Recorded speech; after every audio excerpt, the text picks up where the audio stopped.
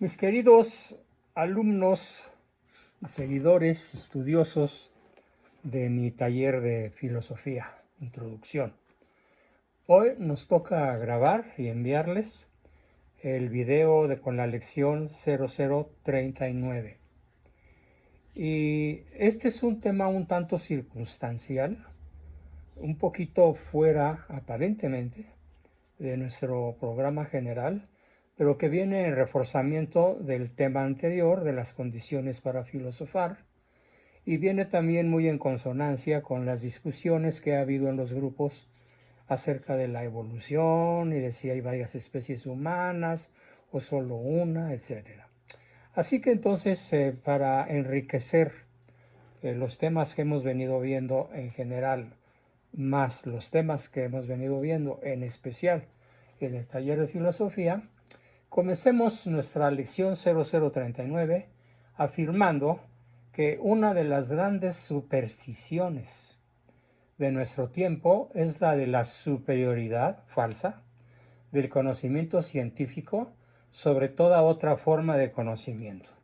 Por ejemplo, la metafísica o la revelación de Dios a la humanidad. Las ciencias modernas pretenden fundar el grado superior de su certeza sobre la aparente objetividad que les brinda el estudio de hechos y fenómenos concretos y comprobables. Pero aquí está la trampa. Con muy poco que analicemos, resulta que una cosa son los hechos y otra muy diferente son las hipótesis que sobre ellos se edifican y que con mucha frecuencia, con excesiva frecuencia, se pretende transferir a estas, a las hipótesis, la certeza propia de los hechos. Y peor aún, hechos y datos son inventados, como en el caso de Darwin, silenciados, como en el caso de Freud, o deformados, como Freud y Darwin y otros muchos psicoanalistas, y pseudocientíficos como Stephen Hopkins, por ejemplo, o deformados tanto cuanto convenga a la formulación o comprobación de una hipótesis determinada. Como cuando Darwin decía, esto tiene que evolucionar, esto tiene que evolucionar. Y como tenía que evolucionar, pues falsificó sus muestras evolutivas. Y después fue a recogerlas a 11.000 kilómetros de distancia. Lo que es capaz un científico ateo y mentiroso y deshonesto de hacer con tal de seguir en el candelero como desgraciadamente Darwin sigue hasta la fecha. Con razón decía mi padre algo muy sabio, que lo repetía también mi tío Juan Manuel, el presbítero, hermano de mi padre. Decían ellos, las ciencias humanas se dicen ciencias tanto como el lobo de Caperucita se decía abuela, abuelita.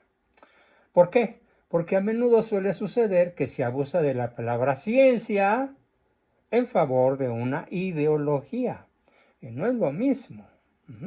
Por eso la ideología de género no tiene bases científicas, es una ideología, pero que contradice los hechos de la realidad.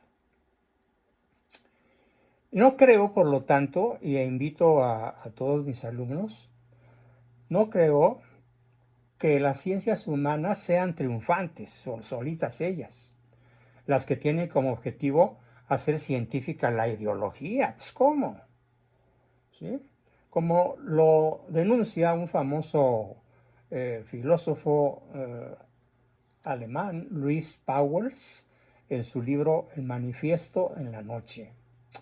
La comprobación de todo lo que vengo afirmando resultará fácil a quien se atreva a sostener algunas opiniones, como nosotros lo hacemos con mucha frecuencia, en contra de la corriente. Por ejemplo, atrévanse en una mesa común y corriente a decir que el aborto es un crimen contra la vida, a proclamar la eficacia de los métodos anticonceptivos naturales para la regulación de los nacimientos. Platiquen de la falacia, de las falacias, de los engañabobos, ¿sí?, que son los psicoanalistas en casi su totalidad, en tanto practiquen los postulados freudianos. La desigualdad de los hombres a partir de su herencia genética, hombres y mujeres. Vive la diferencia. Y luego el gran fraude del evolucionismo, cualesquiera que sean sus argumentaciones, difícilmente encontrará otra respuesta en su entorno social que el silencio, la conmiseración burlona, el ostracismo o las invectivas llenas de pasión y vacías de razones y hasta llenas de odio. El templo pagano, donde se asientan los ídolos falsos del pensamiento posmoderno, tiene su culto, sus devotos fanáticos, su inquisición y sus sacerdotes siempre prontos a rasgarse las vestiduras y a anatematizar la blasfemia, por ejemplo, de los filósofos realistas, creyentes y que además hemos incursionado a fondo en la filosofía realista y en la teología y en la revelación de la palabra de Dios.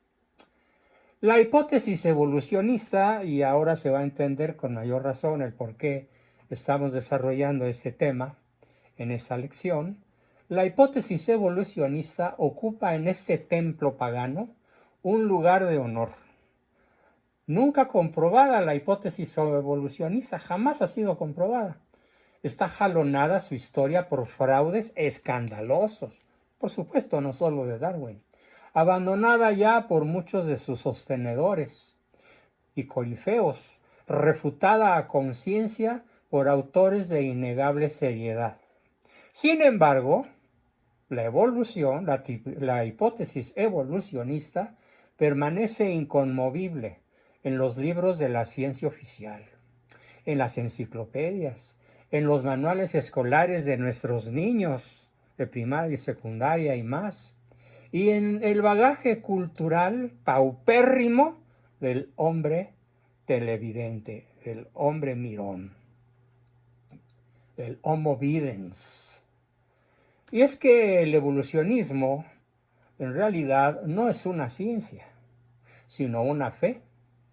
Como lo decía el gran filósofo francés André Gilson, en su libro De Aristóteles a Darwin, muestra que su origen no se encuentra en la ciencia de Darwin, sino en la filosofía de Spencer, que es una fe anticreacionista. Y al abrazarla, Darwin evidentemente se vuelve anticreacionista y esto tiene que evolucionar. Los racionalistas del siglo XIX, decimonónicos se llaman, encontraron ahí el crisma, el aceitito necesario para sustentar su cosmovisión materialista. Marx saludó en ella la base científica para nuestro sistema en una famosa carta a Friedrich Engels. Encontró también la base científica para la lucha de clases en la historia, que ahora se pretende, por ejemplo, imponer en México, una vez que ya se impuso en Nicaragua, Cuba, Venezuela y otros muchos hermanos latinoamericanos, con excepción de 2 o 3 cuando mucho.